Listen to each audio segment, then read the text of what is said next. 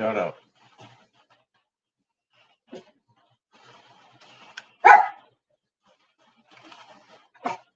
Shut up. Hey.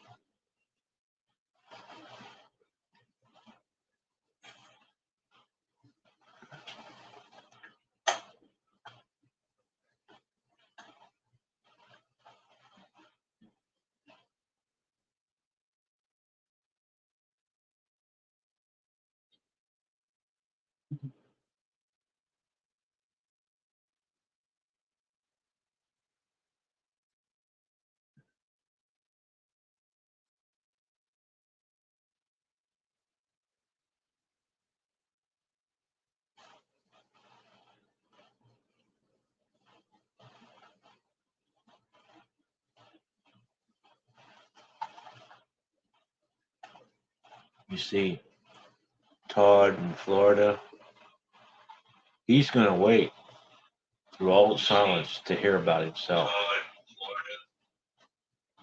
He's going to wait through all the silence to hear about himself. He's going to wait. Yeah,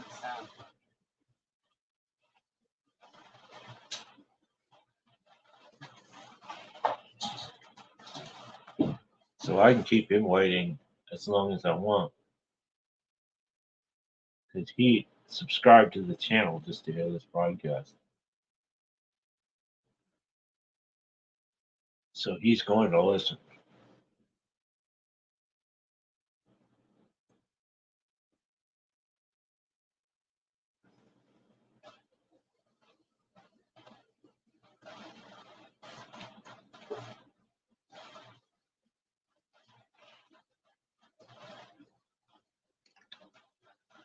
It'd be nice to be Sterling Hayden and do so many things so effortlessly and smoke a pipe.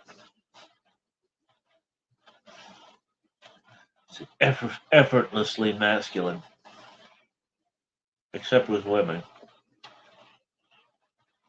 And who cares, you know? Suppose you are bad with women, but you get women. One of the great paradoxes of our age. Then you can be good with women and no woman really wants to be with you. So isn't it better to be bad with women and get women?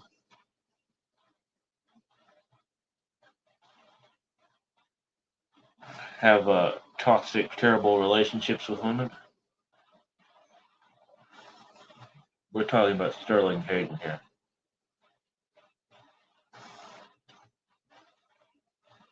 Great Chinese, not Chinese communist, great Yugoslavian communist. Not really.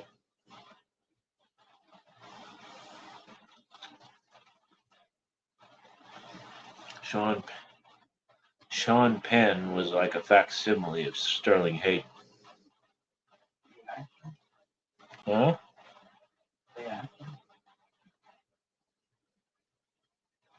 Sean Penn, yeah. Yeah.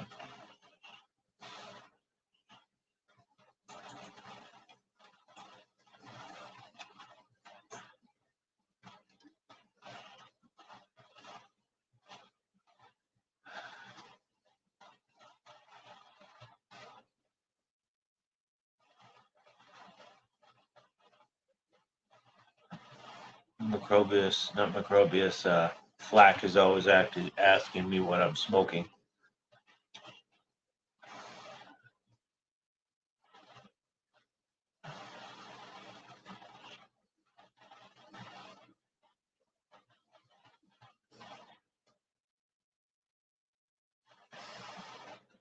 See, the problem a lot of people have is Macrobius then shoved his oar in there and said, well, breath likes to smoke meth to prevent COVID. Who smokes meth out of a regular pipe? It's not even possible. You light a meth pipe like this. You light a regular pipe like this. Like so. So if Macrobius is wrong about things like that, what makes you think he's right about anything else? Okay, I think we can start the show now. Welcome all. We have a great broadcast tonight. And our broadcast, the intention of our broadcast, the thrust of our broadcast, the purpose of our broadcast, if you will, is to honor and show respect and admiration and gratitude to our great donor, sponsor, and friend, Todd in Florida. And without people like Todd in Florida, let me tell you right now, let me tell you something right now. Without people like Todd in Florida, this country would be going to the dogs. Without people like Todd in Florida, we would be living in a primarily leftist society. Without people like Todd in Florida, our borders would be overrun with foreign immigrants.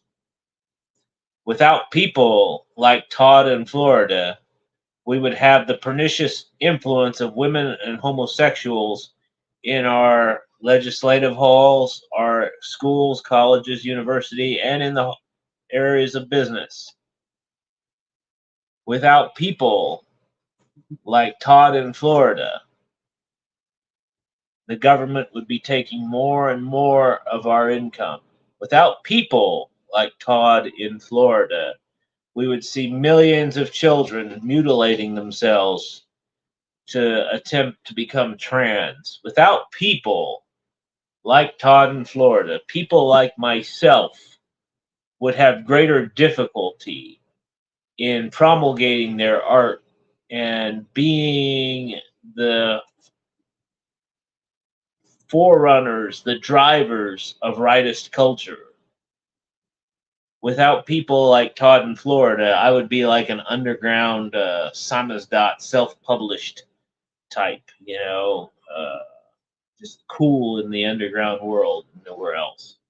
Without people like Todd in Florida, women would be running amok in society and causing chaos. Without people like Todd in Florida, society would be rotting from the inside. We would have millions of children turning gay. We would have women dyeing their hair and piercing sundry parts of their body, and in general, acting the fool.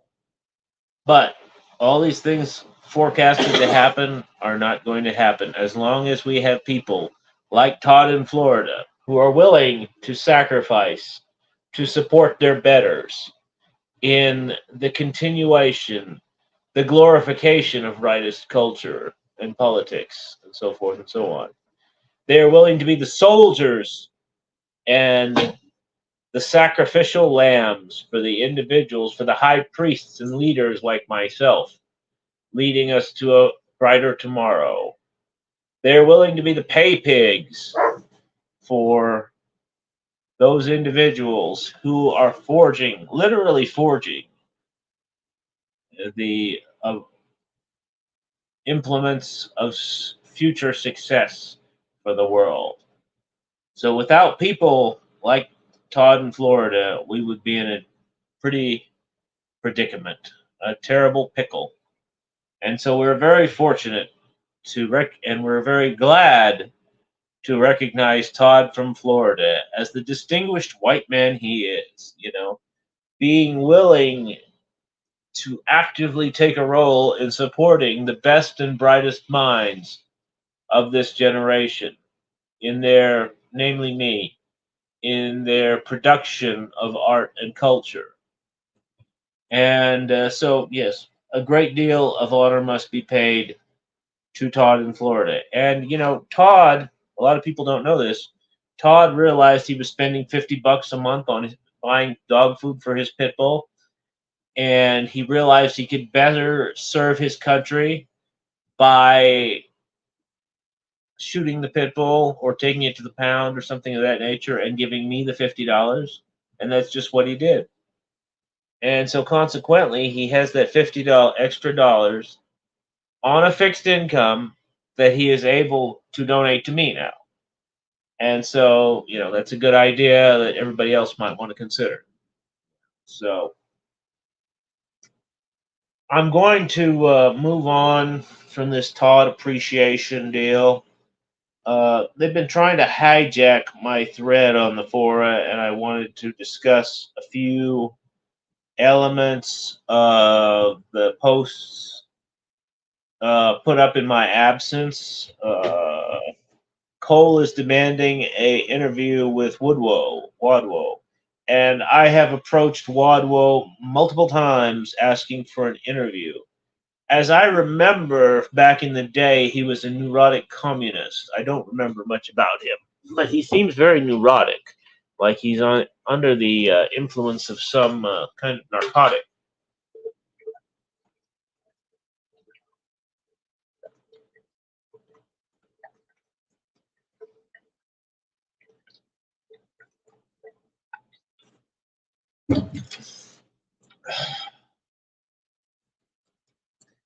Now, what else is new? I put up my new play, which I think only Todd in Florida has now access to, and he is now completely drained. He has been masturbating to it for 3 days now, and he is unable to masturbate anymore. And so apparently, it is considered to be a pretty good first act. I haven't even put up the whole play. I put up the first act on the Patreon, and if you want to see the second act, I will go ahead and put it up after you subscribe. Of course, it's not up right now, so go ahead and subscribe. Text me if you're having trouble sending me money, and we can arrange something. If you have no means of sending money, then there's other things you can do for me. I need my yard mowed and things like that. Hint, hint, flack. Now, what else is new? Cheesetine brings up, I'm disappointed Breck didn't take the traditional route here, as there are ample reports of Mohawk eating their enemies. We're literally in Act 1. You never know what's going to happen. Why would you? This is the kind of stupidity that a lot of people like this engage in. Not to say that Cheesy's ever been anything but stupid, but why would you, act like the whole play? That was Act 1. How do you know there's not cannibalism in the play? Let's see. I don't recall what he smokes, but he may be suffering from cognitive issues.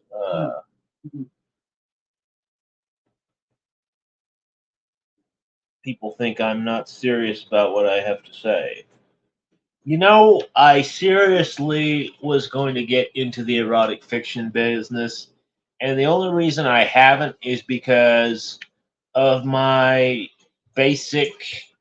When I want to write, here's the basic emotion or my basic feeling about it.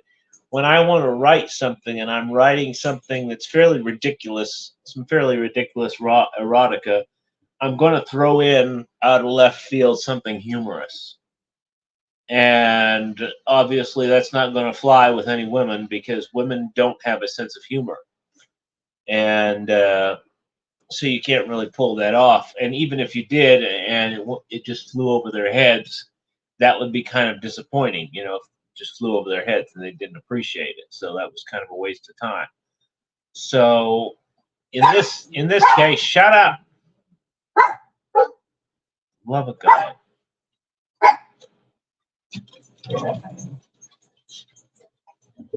So what ends up happening is that I am writing the little play and I can throw in the humor with it, and it's entertaining and what have you. There's no big deal to it. And the one bad thing about it is that it is kind of appealing to Cheesy. And at the point at my perspective on it is if Cheesy wants to be raped, it's no fun raping her. So Macrobius then brings up the meth pipe because, of course, he does. My personal experience with meth heads is they drive without their headlights, even at dark of night. I see in the dark, so I personally don't need headlights in it ever. Uh, I don't use flashlights. I don't use anything of the kind, so I can drive perfectly fine in the dark without headlights. And I eat a lot of carrots. That's the secret to it. Carrots, not meth. However, I don't. I've never heard of a meth head driving without their headlights, even in the dark at night. And it's one of these things that Macrobius heard from somebody else and is passing off as firsthand information, because Macrobius never has the opportunity to actually have any experiences in his life. So all his experiences or all the things he knows are secondhand. And so this is hearsay he's putting out about the headlights. And we call them Everett drivers. No, you don't. For one thing, there aren't enough white people around to use some kind of slang like that. They're not bad people, but yes, meth heads are mostly bad people. Taking their licenses away is reasonable in my take. See, licensing automobile driving is unconstitutional. That's basic fact. Now people mock you and say, "Oh, you're a sovereign citizen." Yeah, whatever. Uh, Dr. Alan James, I find his analysis quite accurate in many ways. Uh, I got the sense that Breck was being sincere and honest in his assessment of things. I get the sense that Dr. Alan James is a member of the FBI. That being said, here's the bottom line. Kane is a drug addict who lives with his parents. Breck is only playing around. It's all a game. Here, if I am not being straightforward with you, then Kane is not a drug addict who lives with his parents and is incapable of getting a girlfriend. How about that? No, it's all a role. Kane is actually a very successful person. Kane has had a lot of success in his life. Kane has never done drugs of any kind, and he's very successful with women. He's a Sigma male. Uh, and the reason I go after Kane so much is he's very representative of most guys on the forum. They're just older than him, and they haven't done as much. They haven't ruined their life to the extent that Kane has, but they have ruined their lives. And they're never going to have a girlfriend either. And they're never going to have a life. And they mostly live in their parents' houses. So, you know, so the bottom line is a lot of these guys have a lot of sympathy for Kane because they are he, or he is they. His name is, our name is Legion.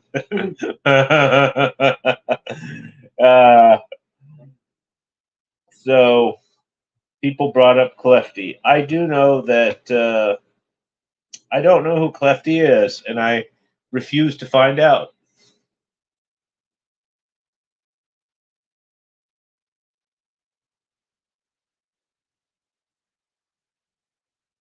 I assume he's a schizophrenic. Kane, you are taking Breck's razzings too seriously. You have to understand that I've been beating Kane brutally for years now on the Gangster Bolshevik forums. I got tired of Kane's shtick 4 or 5 years ago, maybe, yeah, probably, and I started belaboring him about the time his last friend OD'd. People think I'm making all this up, but I have literally been uh, brutally attacking Kane for years now, and he takes it well. He's got that hard Armenian skull. Everything bounces off him. Got that cement head. If you ever hit somebody with a cement head, it's unique when you hit somebody with a cement head. I refer to Juan here. And it's not, I'll just tell you, Juan's head, I've never hit somebody's head like Juan's head, honestly. Juan had a unique head, and I suspect Daryl has a similar head. It may be the meth that strengthens their head or something, but it's almost like hitting a some dried cement. Not that I've ever hit dried cement, but that's what I imagine. Well, dried cement in the bag. That's how I would describe their head. When sometimes you get a bag of cement. Why am I petting you, cat? Get away from me. Dried cement in the bag, and it gets hard, and you go to pick up the bag of cement. It got rained on, or whatever, and the whole bag is solid. It's one lump, one hard lump. And some people's skulls are like that. The front part of their heads is solid cement, and it's calcified, some people say. But that's how Cain's head is. And that's how my last crackhead servant's head was. And so Cain has been getting attacked for years. You just haven't seen it because he knows what he is, and he really wants to be different than what he is. But he went down this road, and I watched him every step of the way over the past 15 years. And I watched him impact the lives of other people. Not only his own life, he impacted the lives of other people negatively, which caused him a great karmic burden. And this is something that most forons have done as well. They've impacted the lives of other people negatively. They have been a negative. Seriously, I will send you to the Chinese restaurant. They have influenced the lives of other people so severely that it's a major problem. And what goes around comes around. It happens for everybody.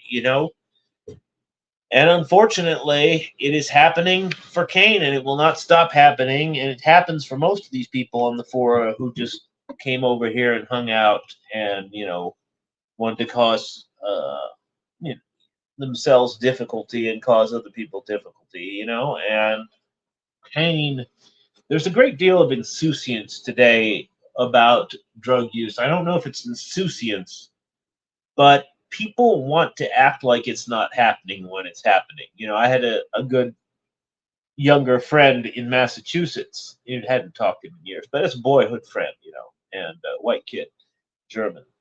And he died not too long ago, fentanyl, in his 30s. And there's a great deal of nobody wanted to talk about it.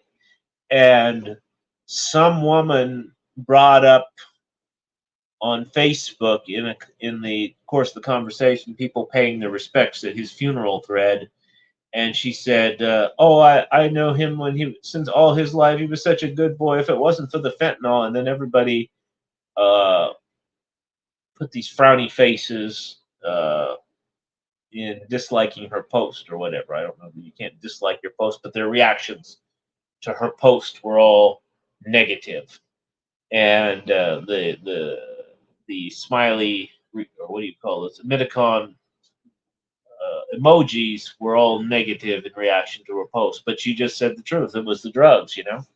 In his case, it was his mother's self-indulgence, and this is what usually happens with drug addicts. They had an indulgent mother.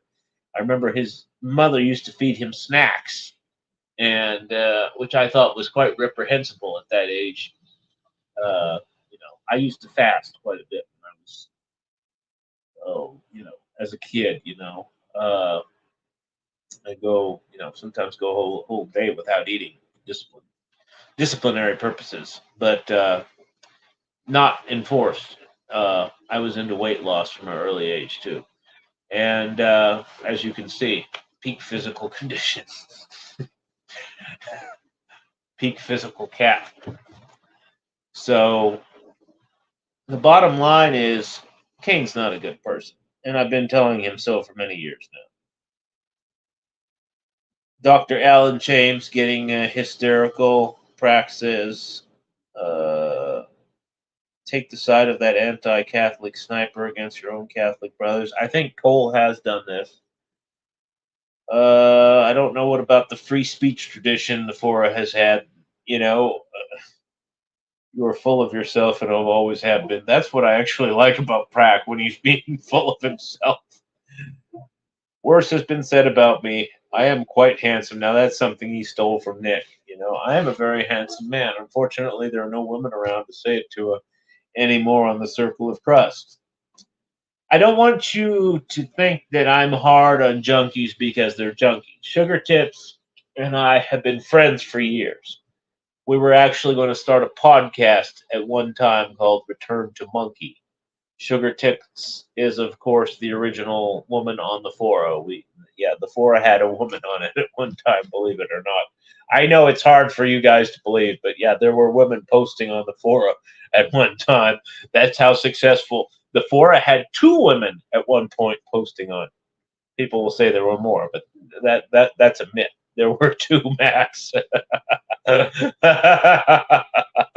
But Sugar Tits, I've always had a good relationship with, a good friendship with, and like I said, she's kind of disappeared. I'm hoping I haven't talked to her in a while, but I've never held her addictions against her, even though I feel like they were unnecessary. Let's see. R. Crowley and Pratt slap fighting with their throwing handbags at each other.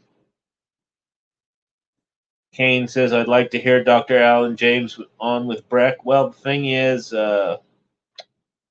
Breck is always willing to go on with anybody. He'll go live with anybody, kind of like Willie Nelson will sing duets with anybody. But Dr. Alan James has to get permission with his case officer. His case officer is a woman. His case agent, sorry, it's a case agent. Um, and she's still thinking about it. She's been thinking about it for about 3 months now. So that's what's going on there. Uh,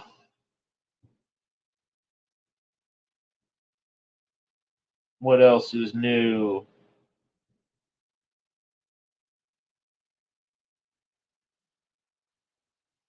I wouldn't be able to go on Breck's show because I would talk about financial issues and shit hit the fan. It's something that he wouldn't understand and be able to keep up with.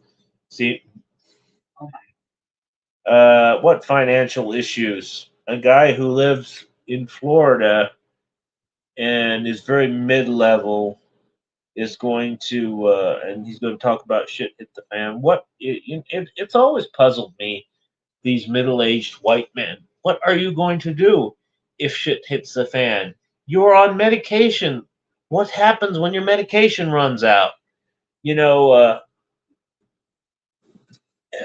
what happens when you run out of sugar and you run out of your diabetic medication? You know, you have to have the sugar to. It's weird for me, all these diabetics who say, "I got to have my sugar." You know, I thought you weren't supposed to eat sugar. I thought you weren't supposed to have any sugar at all. And then, next thing you know, they'll be eating the sugar. Oh, so I got to have the sugar to keep my blood. What is that? What is with that? The uh-huh. Anyway, let's see. This has got some more stuff here. He wouldn't be able to understand. Plus, he seems like a big narcissistic about demoralizing people on the sexual issue. It's kind of creepy too. I'm going to reread that again. It's something that he wouldn't understand and be able to keep up with. Plus, he seems to be like a bit narcissistic. A bit. I don't like to think I'm a bit narcissistic. If anything, I don't. I'm not narcissistic, obviously. Not that there's anything wrong with being narcissistic, but why would you want to be a bit narcissistic? If you were narcissistic, you'd want to go all the way. But or maybe he must have meant a bit narcissistic but it doesn't make sense. He seems to like be like a bit narc. There's no, there's no. He's probably had too much to drink. It's Saturday night, I think. It's Sunday night, maybe Sunday night, but it's always Saturday night in Florida. And it's kind of creepy too. You know, this is a guy who lives alone with his pit bull, and he find an elderly white guy lives alone with his pit bull, and he poses in a picture with a next to a grave that says his name on it. But I'm a creepy. That makes sense. See, this is the weird thing about our society today, in that creeps will go around calling you creepy, and homosexuals will call you gay, and everybody who is something and acknowledges that they are that thing will still go out of their way to call you who are not that thing that thing. And I find that odd. I don't know why people do that, but it's one of the most annoying things about people these days in general. They'll say some complete retardation that doesn't even make any sense. Uh, I don't like to use the millennial euphemisms, but if he said you're a lazy uh, red nigger shitskin, I'd say yeah, okay, fair enough. But it's always something that doesn't make sense. That's the problem with Todd in Florida, and yeah, it's bizarre. We're so lucky to have him, though. I'm not criticizing him. Without him, this country would have already collapsed. This country would be in a bad, bad place. We would be in a bad, bad place without white men like Todd in Florida who are bravely contributing money to people like me who actually do things, useful things. And, yeah, he comes across as a bit priggish here and there, but a bit of a, like he has something shoved up his ass, but that's because he does have something shoved up his ass. He's a guy who's, lived alone for a long time. Everybody, he needs that dildo. It kind of fills the hole that is, that crater, that is, that hole that's, what am I looking for the word for, missing in his life. And it fills it adequate, huh? That void in his life, that the dildo fills the void in his life, and it does so adequately. Can't believe that I wasn't able to work that out. Thank you. And and it helps him function. You can sit there for hours on that dildo and generate a certain class of posts. So it's totally worth it to do that. But again, this video is about saluting Todd, who is a real American and has, in his lifetime, has done so much to prevent America from falling apart. He's done so much to prevent the complete leftist takeover of all the institutions. He's done so much to keep women in their place. He's done so much to prevent the homosexualization of our children. He's done so much to prevent mass immigration.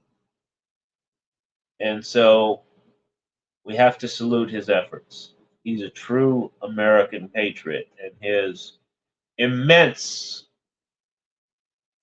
extraordinary contributions to the cause must never go unrecognized. And so I'm probably going to conclude this broadcast in just a minute here. I feel that somebody else commented. I'm not a. Let's see. I wish people would stop.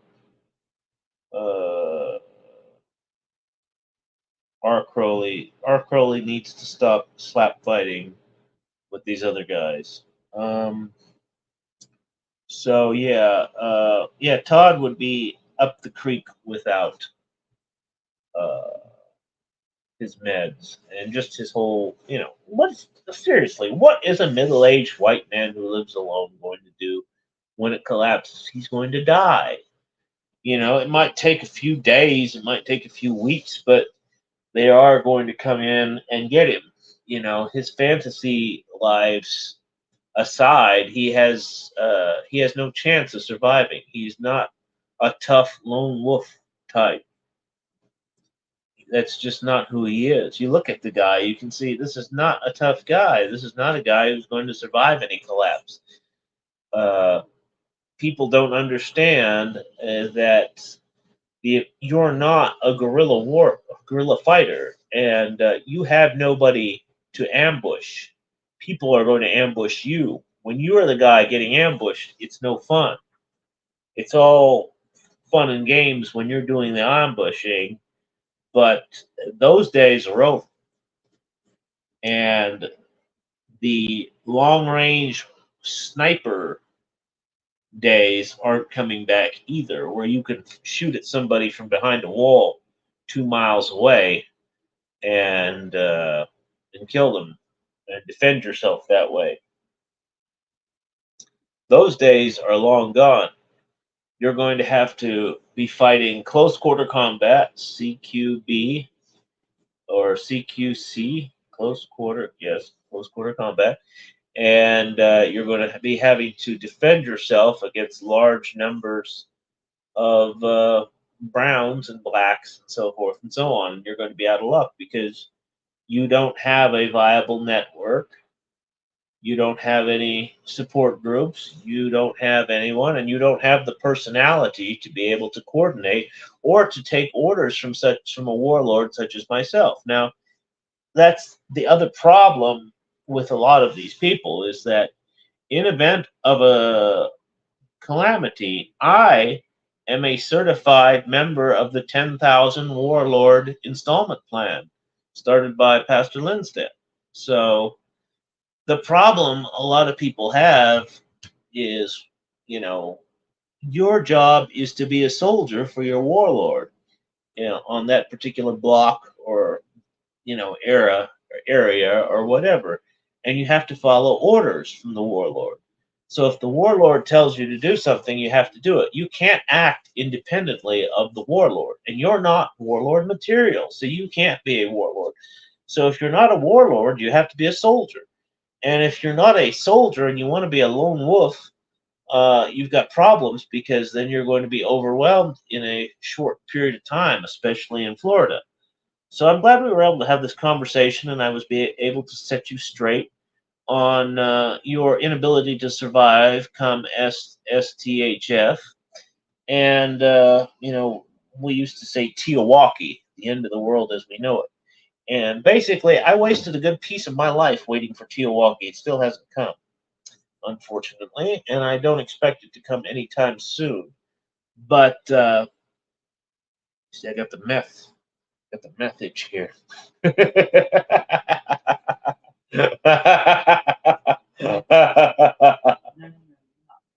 um, if you keep scratching long enough, it'll be a pick. So I don't know who R. Crowley the White is, but his handbag and slap fight is not that entertaining actually. I wish.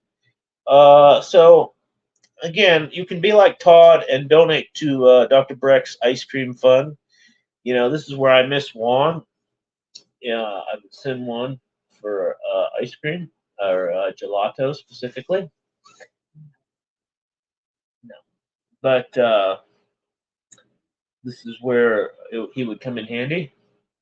And if Kane were my servant, Kane used to be a long distance runner, so I can tell him, "Oh, run to the store, Kane. It's like 6 miles, 7 miles to the store, and get me 2 gelatos." Now, how would they keep them cold? Is the thing. He'd have to sprint back. Yeah, he'd have to sprint 7 miles. In a period of 5 minutes or so to keep them cold because I don't want melted ice cream when I get back here. So there is that. It's not like I'm going to let Kane drive one of my automobiles. He's wrecked several automobiles in his life and multiple DUIs. And the thing about it is, I'm just making that up to be humorous, of course. Kane is actually one of the world's greatest drivers. Never had so much as a speeding ticket, according to Flack. So You know, it's bizarre to me that people are really delusional. If Todd says he doesn't think I can keep up with him. But of course, he's also a survivalist, so you have to be uniquely delusional to be a survivalist. But I've had enough of people's delusion for one day, to be honest. I really have had enough, and this is why I encourage people to come on the show because I can get you out of your delusional state. And it's a very unpleasant place, the real estate outside of your delusional territory in your head. But you'll feel better for having gotten out of it. So I would encourage everybody to come on the show tomorrow, go live. We may try to raise money for Pastor Lindstedt. I have a something I wanted to do as a kind of a great troll was buy Pastor Lindstedt a hooker. And if we raise money for this, I feel like Pastor Lindstedt would say, "Nah, I'll skip the hooker and just get me some running water or something like that." And because he doesn't have running water in his house at the moment, and but the fun part is not necessarily raising the money for Pastor Lindstedt as it is trolling some Joplin dirt leg. They say, yeah, here's the money. Now you go and you meet this half bearded guy. You see, this is the John. This half bearded guy here. This is the guy here for you. And it'd be just entertaining trolling some Joplin dirt leg that way. But there's so many worthy causes out there. Flack he can't afford a microphone for his computer or a camera. He's been using the same computer since 1998. And if he just sold some of his stockpiled beans and some of his stockpiled chainsaws, because in the future he feels like there's not going to be any chainsaw repair stores, so he's been stockpiling chainsaws all these years, not thinking about the fuel issues after STHF or anything like that. So what I'm doing here, revelation of the method, is I'm kind of riffing on some humor here in the midst of telling some truths. I'm throwing some truth bombs, and then I'm riffing with some humor, and they are interconnected but not intertwined. So I jumped here from something I was talking about to Flack and about making fun of his prepping. But I was semi serious. So, in order of business, I was serious before I was talking about raising money for Lindstedt, for a prostitute for Lindstedt. And then that was semi serious about that. And then I was completely joking about Flack's prepper uh, ambitions. And you have to understand the dichotomy there because there are multiple separations between the bits. Some bits are real, some bits are semi-fake, some bits are completely fake, and you've got to be smart enough to understand which is which. The average normie in the 1990s would be able to do that, and so it'd be very interesting to go into that. Todd can still come on the show right now. Just come on. Let's see if we have any guests. No, we have no guests. Oh, it's I'm very disappointed. It's Sunday night, and Todd is unwilling to come on the show. I don't know what he actually want to talk about because I'm not interested in so much in talking about finances because he probably wants to talk about how this country is falling apart and our financial system is terrible. But I'm not worried about it because we have guys like Todd in Florida uh, actively working to change the system for the better. And without guys like Todd in Florida, we would be in a bad situation. So that's why I'm not worried about the financial system, or any problems like that. I'm going to talk about financial issues. Everything is cool. Everything's great. So I'm going to close this broadcast at this point. It's been a lot of fun. I'm glad everybody came on. I would recommend that everybody come on tomorrow night. I may do a show tomorrow night, and I may not. Probably won't be doing a show again till Saturday. Subscribe to the Patreon. We're going to be doing some more cheesy rape stories. Maybe even throwing in a forced breeding story because Cheesy has not done her part for the white race yet. And what else is going on? If you're having trouble donating to me, let me know. I think everybody should give Flax some money to give me as well because I am changing the whole landscape of the fora. I am making the fora more dynamic, more interesting, more alive again. The fora has not been this alive since all its good posters left or died. And so consequently, I am filling a massive, massive hole in the fora, kind of like that dildo that fills Todd's massive, massive void. And to me, it's the least I can do. So I thank you and good night.